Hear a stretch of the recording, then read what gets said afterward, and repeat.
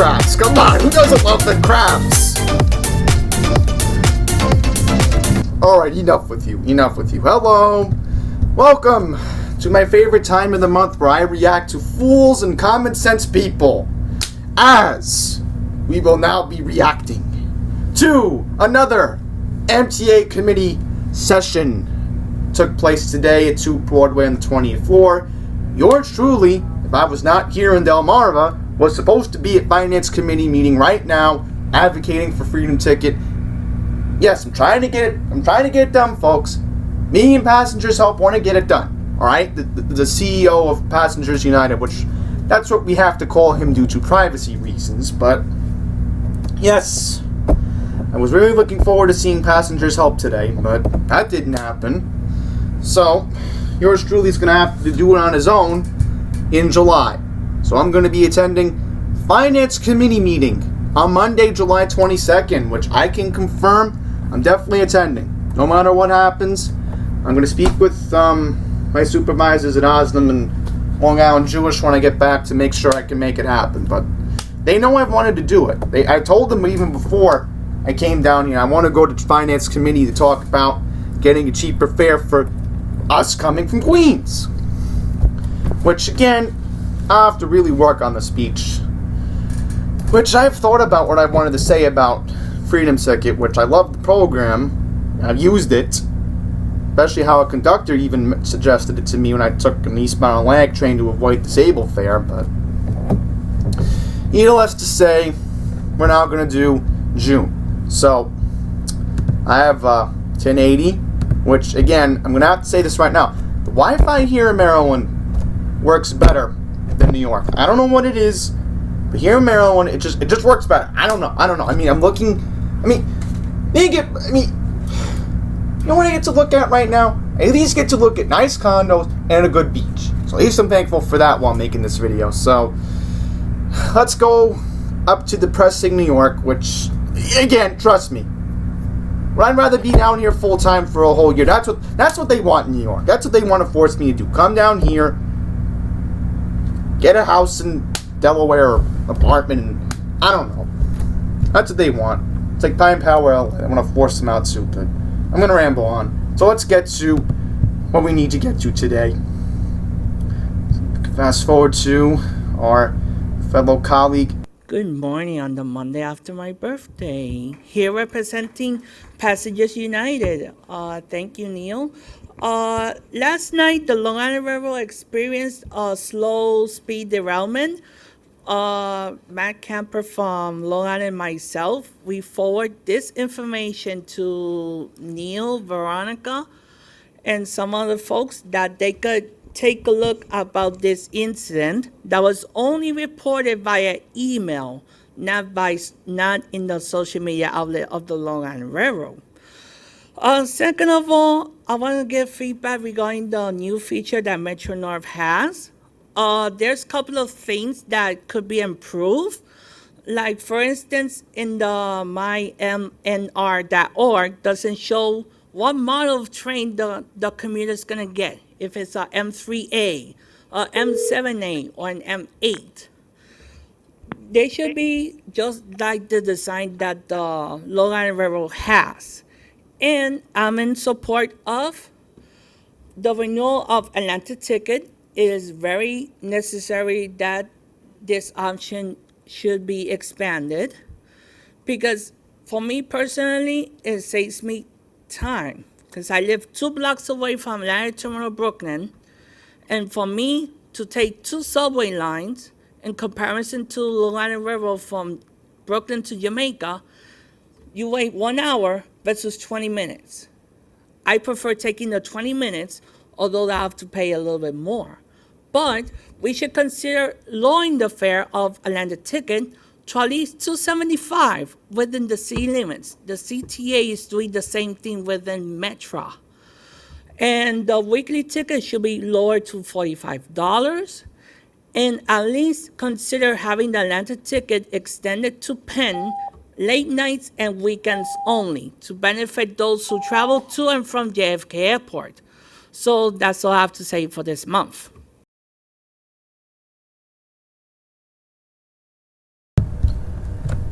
Very valid points by Jason, and a very interesting Metro North point I didn't even know about because, again, remember, I don't ride Metro North. So, the Metro North website's already having a fail. But the Long Island Railroads, when it first launched, we at least got to know what trains we were getting. But as far as Atlantic Ticket, again, I do agree with 275.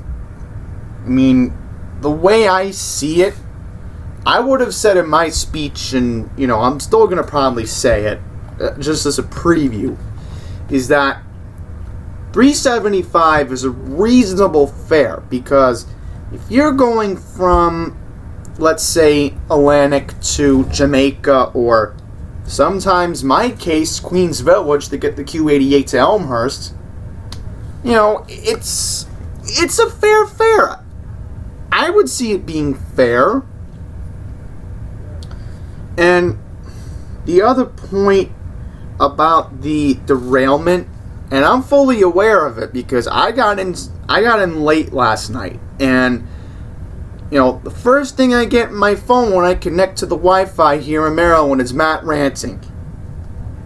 I can't blame him for ranting about what happened last night. There was a derailment. A work train derailed near West Side Yard.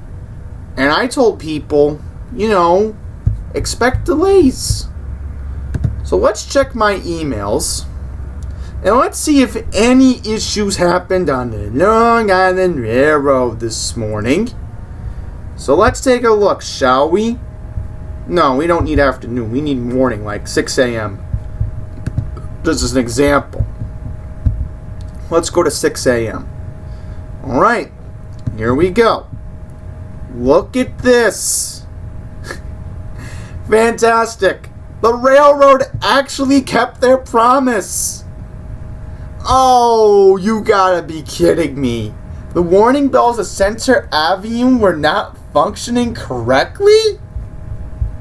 That's a fail right there. Uh-oh. I know it happens in New Hyde Park all the time, but other than that, there wasn't an issue on the railroad this morning. I gotta give credit when credit's due. But I still think that, they should have brought it up. Wait, never mind. We had an issue on that midnight track condition at Cold Spring Harbor. So, once again, another day, another problem. And look at this. Another track condition at Mineola. It's always the main line. Always the main line. It never runs the way it's supposed to. Can't make this stuff up. Just can't. Other than that, no major issue on the railroad this morning. You gotta give credit when credit's due. So let's find out. Our final speaker is Murray Bowden. Oh no, folks. Here comes the fool. Let's see what he has to say this month.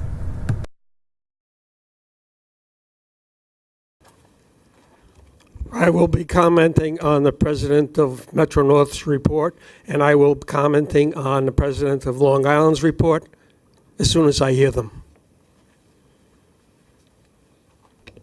That concludes our public speakers. No, it doesn't. Thank you to our public speakers. It does not include public speakers.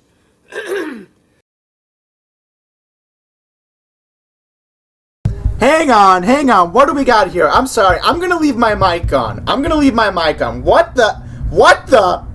Hang on. Let me lower the volume so you can hear me. I get to speak on the agenda items. The agenda items are 2 reports by the presidents. They have not been published. They have been published on other committees.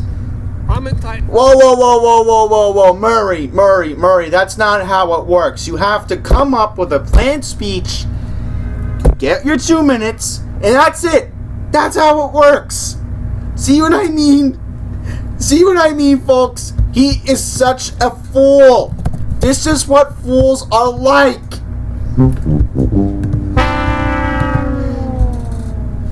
And thank goodness I got my premium Apple headphones with me. I always bring them with me wherever I go. Okay? So that's why I'm able to play that soundbite right now. This fool decides to say, oh, into the cabinet, and President Rinaldi and President Egg's report. Blah, blah, blah, blah, blah. After my time. No, Murray. Read the committee books. Read them. Thankfully, me and Matt always read the committee books together. Through YouTube. We always do that. Once again. How does this happen at a committee meeting?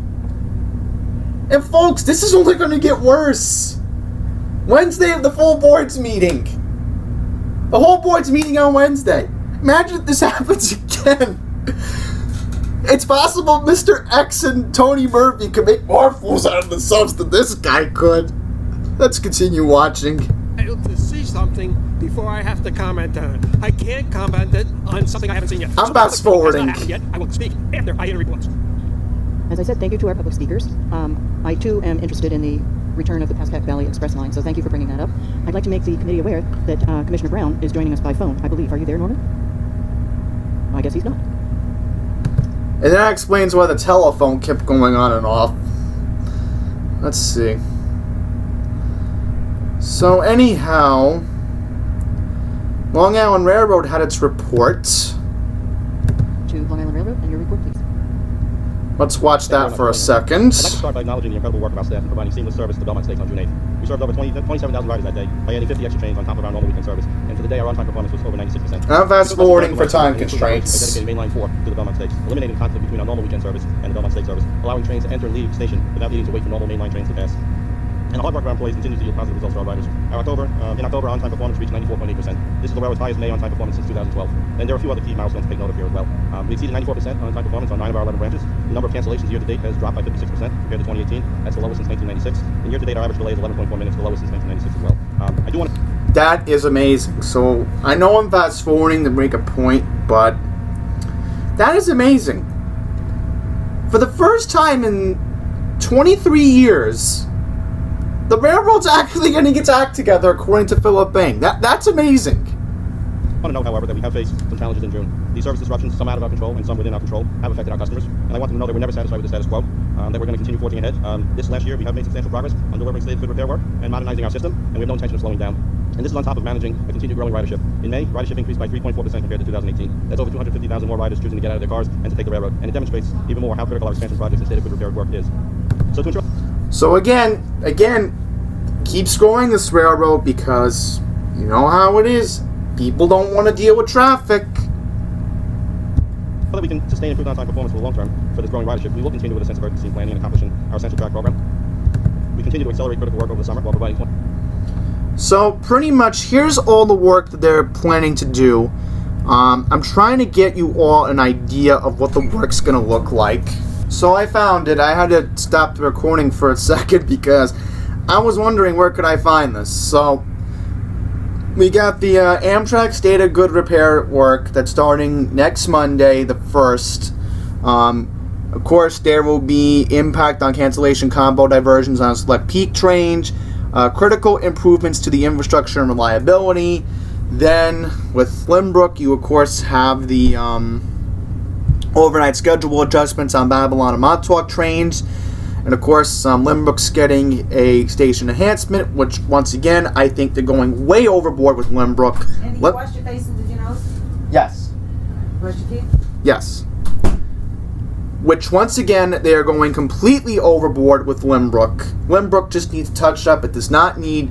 Again, the waiting room is fine. The waiting room, the way it is, it's fine. I don't know why they're going overboard with it. And then you have more track surfacing with Rockville Center through 3 ports, so this is interesting. So they're going to put more concrete ties, and you have concrete ties on the Ronkonkoma line, the 15th for the 2nd, weekday and weekend service adjustments. There will be greater reliability and fewer future outages. So again, if you're complaining on the Ronkonkoma line, well, too bad, okay? We need it. We need the Ronkonkoma line to be Flawless. Okay? Understand? Hope you all understand that. Good. Then you have switch replacing near Syosset. Service reduction to and from Huntington and Port Jefferson. So this will be the weekends of July 6th to the 7th, 13th and 14th, and 20th and 21st. Great Avenue elimination crossing on Urban Avenue in Westbury. So again, quickly want to mention that that's not going to be good because they're probably going to not give shuttle buses. Then you have the main line expansion work between Call Place and Hicksville, taking place on July 15th for September 2nd. There will be midday schedule adjustments on the Ronkonkoma, Huntington. Wow, look at that. All branches are going to be impacted.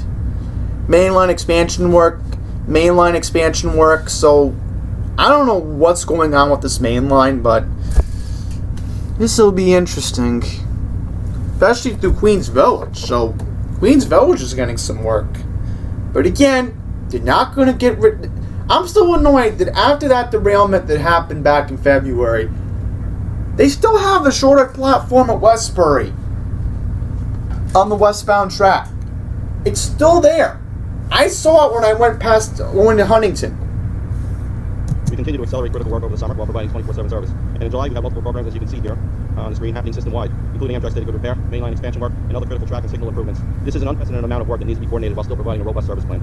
And I'd like to thank our labor force for helping to get this work done, and thank our customers for their patience as we rebuild the system for future generations to come. Through this, we remain laser focused on improving customer experience. We've had over 190 Meet the Manager events. We've had over 98,000 users now from ILIRR, and Long Island Railroad Care has heard over 1,800 requests. And I'm This is just incredible. We decided to extend the Atlantic Field Ticket Study. We've seen a large number of riders switch their destination from Penn Station to Atlantic Terminal, helping to balance riders out across the western terminals. However, with changing travel patterns, there are a few Moline Peaks trains that are above capacity between Jamaica and Atlantic Terminal that we are carefully monitoring. Another challenge has been that some riders continue to use the Atlantic ticket to Penn Station. The ticket isn't valid to Penn, and I want to note that we are doing what it takes to make sure that we message the use of the Atlantic ticket to our customers. This way, there's no confusion with regards to them and for our employees. It's a common goal of providing more mass transit opportunities to our public, and we're seeing positive results, and that's why we're extending the pilot for another year. To further support our needs, we're continuing to leverage our real estate assets. Interesting. So Atlantic ticket's gonna be extended for another year. Incredible. Just incredible. I am amazed. Thank you, Philip Bank. Assets and private partnerships. A Long Island Railroad team and MTA Real Estate recently secured a new Hampton Coffee. house at our Riverhead Station. What? They will invest over $400,000 in renovations. This is a win-win for our customers, the Riverhead community, and for the Long Island Railroad. And our Long Island Railroad sponsorship program is also proving a success as well. Thanks to Laz Parking's investment at Ronkonkoma Station and the hard work of our station and engineering staff, the community now is enjoying a newly landscaped exterior. Over 200 new plants and trees were planted, giving the community and our customers a station they can enjoy and be proud of. So we've seen improvements every month since the latter half of 2018, and our customers have noticed it. But I've said from day one, we're far from being done.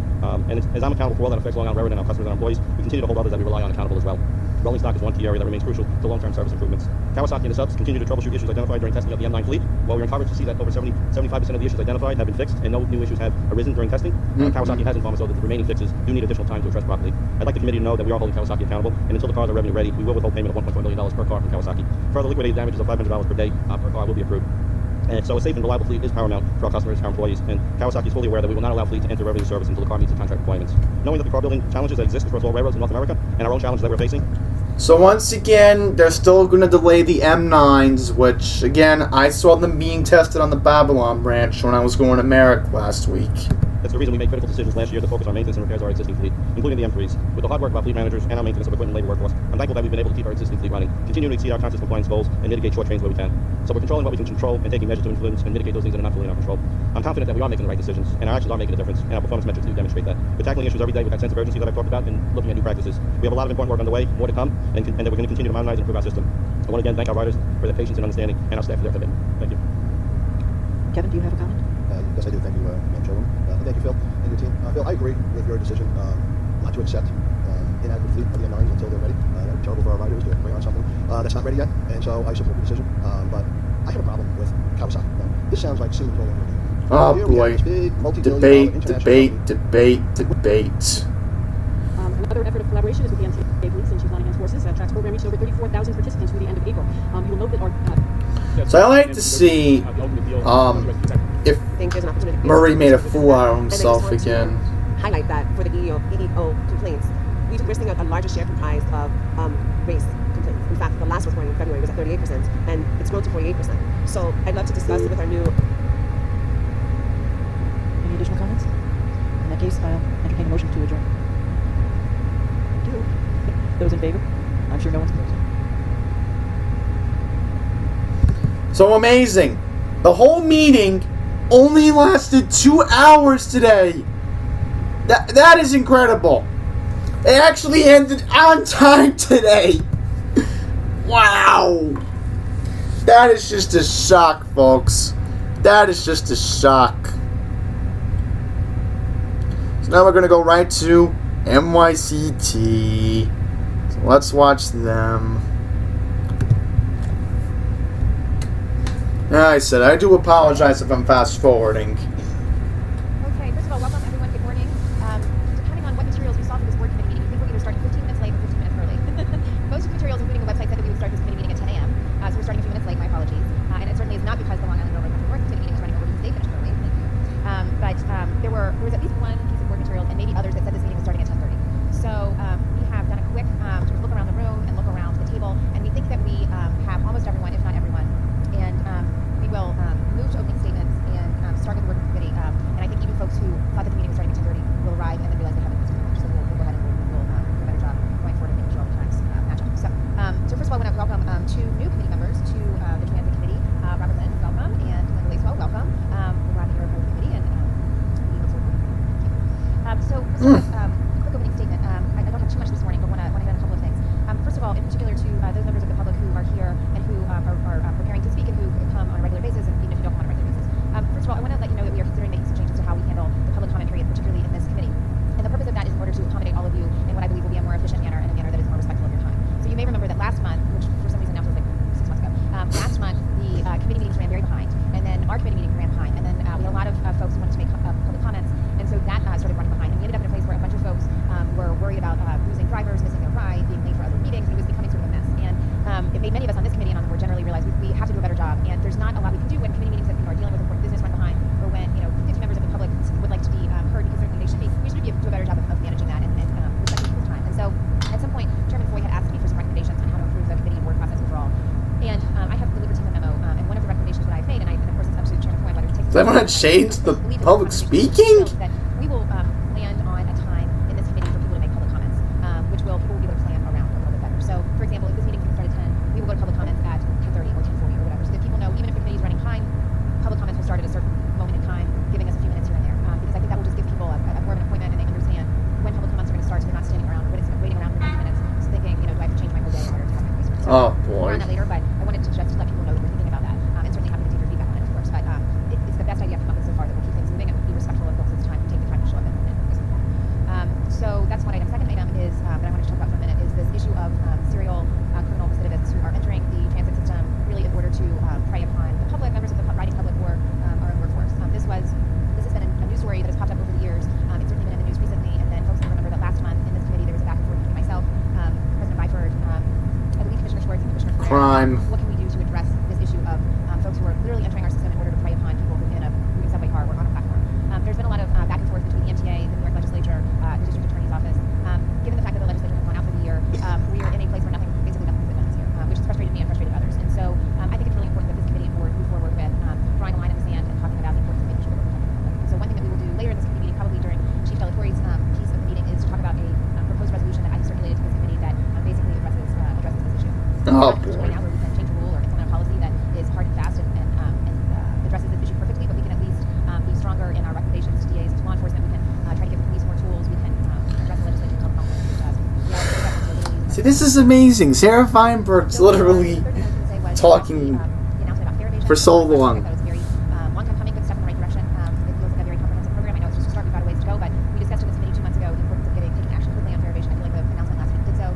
Perhaps there'll be some conversation today about the recent numbers, how that program will be implemented. I, for one, would like to see our cameras used, our cameras and stations used for this. I know that that's something that's left out of the program for now in the piece, but I would like to see us capture this behavior on camera and then post it publicly, whether we have our YouTube channel or what. I would like that is important to me because I think when people are publicly embarrassed by this kind of behavior, See, this is why I fast forward these people. go to public comment. And let's see, are there any public speakers today? Thank you, Madam Chairman. There are 9 members of the public registered to speak. Excellent. Only 9 people? I'd like to remind that in the interest of time and fairness to all speakers, we limit everyone to 2 minutes. Please be aware of the clock in the front of the room and the warning light you will see reminding you that you have 30 seconds left to complete your remarks. The first speaker is Robert Evans. The following speaker is Jean Ryan, followed by Murray Bowden. Oh no, the fool! The fool! So let's watch him. I think you're doing So let's see what he's gonna say. a phenomenal job, and I think people need to recognize how many difficulties you have to overcome. The inertia of my generation to change is incredible, and you're doing everything as quickly and as well as could be expected. I want you to know that it's recognized, at least by me. Thank you. Thank you. The next speaker is Zachary Borodkin, followed by Jason Pinheiro, followed by Saul Pickard. Amazing. So Murray only made one brief comment. I'm trying to see if I can go back to what Murray was trying to say. Thank you. The next speaker is Murray Bowden, followed by Zachary Borodkin. Hopefully it was about Andy Byford. I'm just trying to confirm. Alex, I think you're doing a phenomenal job, and I think people need to... Alex? I don't know who that is. I'm going to have to look into that. Okay. New York City Transit. Because I am curious. Who is this Alex?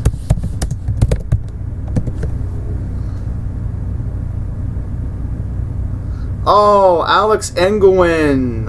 Okay, I think I know who he is. Senior management.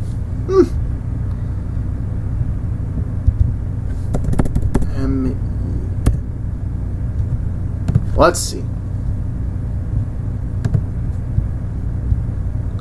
Board members.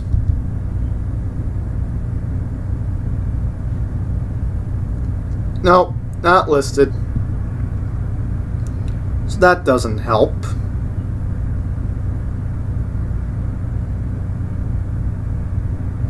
But look at this! Patty Chattenberg is still listed! That's a fail! She resigned!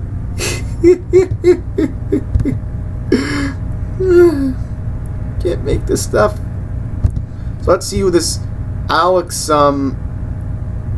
Engelwin, Senior Advisor for System-Wide Accessibility. Oh, okay, so guess we know who he is now.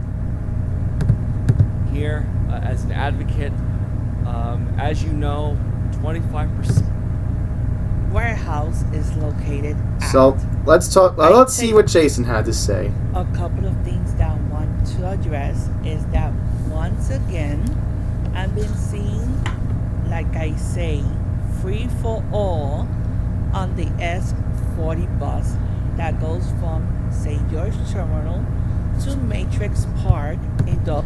Oh boy, Jason, you want a free-for-all? Go to Queens and see how many people there are on the Q46, because I've seen that so many times, and I feel bad for my regular 203 driver. He just lets it happen. You know, I don't complain to him, because he's been doing a good job since he came to Queens Village back in January. And I don't know if he came from nice, but he's gotten better, and he's even giving me air conditioning full. I take this bus 4 times a week. But anyhow, let's watch Jason. At 5 in the morning and at 6 p.m. When I get out from work at 6 p.m., that bus, it gets so crowded, I don't even get a seat. And the worst thing of all is that I see co-workers that work in the same company as I do don't pay the fare. And Greg, please consider expanding the S90 Limited during the morning rush, because I saw that this route has been extended towards 11 p.m. I wonder when our subway tracks are going to be cleaned again. It has been a disgraceful decline on cleanliness on the tracks. Of course, lowering the accessory fare to $135 to equal the disabled and senior fares. And one last thing to Chief De La Torre, that I know that he pays attention to me a lot, is that in J Street Metro Tech, I've been seeing groups of 3 officers in a single spot. Why not having them spread out throughout the station because the last time I was in that station, I witnessed fare evasion and having 3 officers in the same spot. So that's all I have to say for this month. Thank you. The next speaker is Saul Pickard, followed by Lisa Daglian, followed by Kevin. I'm saying that because I'm like, that's not good. What's going on at J Street? That's not good at all. Which I am planning to do a summit there. I'm gonna try to do it because it's really in dire need of repair. All right, so we'll try to get over the budget. I can get over there, the finance meeting. So I found Murray, so let's watch what Mr. Bowden had to say again. The MTA has changed in the last short period of time. I'd like to point out a couple of things. This is a loop. First time today that I've had it. Goes around my neck, and so I can hear what you're saying through my hearing aids. That's brand new. So what are the changes that's happening around here? Another change that I'll bet none of you noticed.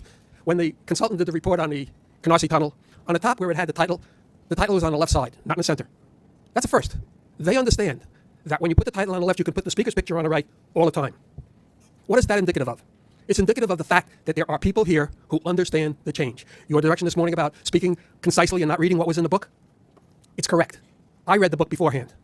Saturday afternoon, I printed it out and I read the essential parts so I could speak here correctly. You don't have to repeat what's in the book. But this is changing, and when they changed the tunnel and went to a no shutdown, it set the tone for the rest of the country. Easy Pass is done by plate number. What the Thruway just did with $350 million on putting up gantries, you can do something about it, I can't. It's a waste. I want to thank all of the people at the MTA who over the years have guided me, mentored me, and taught me. I appreciate it, and I could not have done without the help of many, many people here. Thank you. Thank you. Our next speaker is Jason Pinero. For once I'm actually not angry at Murray. That's a shock. Well, I guess I'm going to have to say why I'm not angry at him, because think about this, alright? When you look at, what's going on with the direction of how they finally got rid of the tolls, which, again, that was done by Cuomo. Cuomo put that in effect, so I gotta give Cuomo credit when credit's due. I mean, I was on the Throg's Neck yesterday, and we zoomed right by it. And me and my folks love that option where we don't have to deal with, worrying about, you have to slow down through a toll plaza. And here in Delmarva, it's a different story, because once you get near Dover, especially on Coastal Highway, Route 1, we have a couple of toll plazas, but there are a few negatives. I mean, I wish other people would take MTA's example in New York and realize that you got to get rid of these toll plazas. I'm sorry, but they're a big nuisance. We don't need to slow down and worry about ramming into something that we shouldn't be ramming into. And I do apologize about that, folks. Apparently, somebody here in our condominium apparently parked in the wrong parking spot, and they're making a loud announcement because they have a PA system for the security guard in this building. So, and they made it. That's like the second time they've had to make that announcement today that somebody illegally parked in a handicap spot. Which, trust me, you do that in Maryland, you're gonna get towed. Trust me. But anyhow, back to what I was saying. Yeah, I really wish that, especially New Jersey. I'm going to call New Jersey out. No, let's get the New Jersey soundbite up so we can prove a point here. New Jersey. Yep, I'm calling them out. They need to get rid of the toll plazas on the Garden State Parkway. Because I had to deal with the Garden State Parkway toll plaza 2 months ago. It's so annoying that we have to deal with it. Why can't we just have the plates scanned like they do with MTA in New York? And especially how annoying it is that in Carteret, I know this toll plaza very well on the New Jersey Turnpike by after exit. You know where Carteret is? Anybody know where Carteret is? I'll show you on the map. So once again, I had to stop the recording because, I didn't want anybody seeing my locations, but this is what I'm talking about. And this is what really gets annoying, is that these toll booths, they're so inconvenient. And especially how, again, in the next 6 months, We're entering a new decade. Alright? This is not fair that we're ending another decade without advanced technology on the New Jersey Turnpike.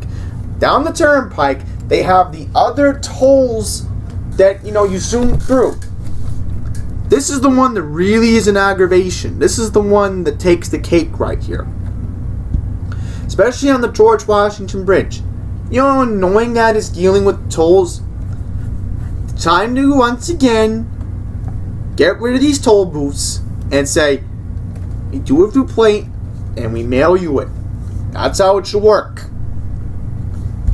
Time to move forward, folks. Followed by Lisa Daglian. Alright, so we will now move forward to Jason Anthony Pinero. Well, hi, Larry Schwartz. On the Monday afternoon after my birthday. It's 1:23 in the afternoon, and someone said that we're in morning. That's an epic fail. But first things first, we learned this morning that the Metropolitan Transportation Authority is losing $260 million in concept of fare evasion. That's a bad news for us, that we pay our fair share in transit. But those who take the bus in Staten Island, they do a free fall when I get out from work 4 times a week. And it could be worse if we take commuter rails like Metro North and Long Island Railroad. So, Bob, I want you to be honest with all of us. What you guys are going to do with that amount of money that we are losing as we speak. And as we speak, there could be people not paying their fare in the buses. There could be people hopping in the turnstiles in every single subway station in the city. But where are we going to get the money? Another fare increase in 2 more years? We don't need another fare increase, Bob. We have to look for the money, and everybody has to pay their fair share, like I do, every single day. And with this, I yield my rest of the time. Thank you. Our next speaker is Lisa Daglian, followed by Finley Staub. So very good points by Jason. It's very good that, once again, fare evasion's brought up. I don't want to talk about it again, but you all understand where I'm going through. So, again, I'm surprised they started early, because I want to make one more point very clear about that. Especially how, again, they made it easier on the new MTA's website to find the schedule. Right. Jason said 1:23. I'm like, what? How did he start early? So I'm going to have to make sure I get there early, because I could definitely get to 2 Broadway by, earliest I can get there is by noon or 12:30, so I'm going to have to grab lunch at my bagel place on Kew Gardens, because I had a place in mind I wanted to get lunch in Lower Manhattan, but then again, we don't get good bagels in Delmarva, but that's not the point. So, yeah, so here's the schedule. I'll have to be very weariful of the time. So, it's going to wrap it up for the June committee meeting. I'll try to see if I can react to the board on Wednesday. If not, I'll try to do a video maybe Thursday. It won't be that long, hopefully, because hopefully there won't be that many fools. But it's going to wrap it up. Thank you all for watching. Until the next one, please take care.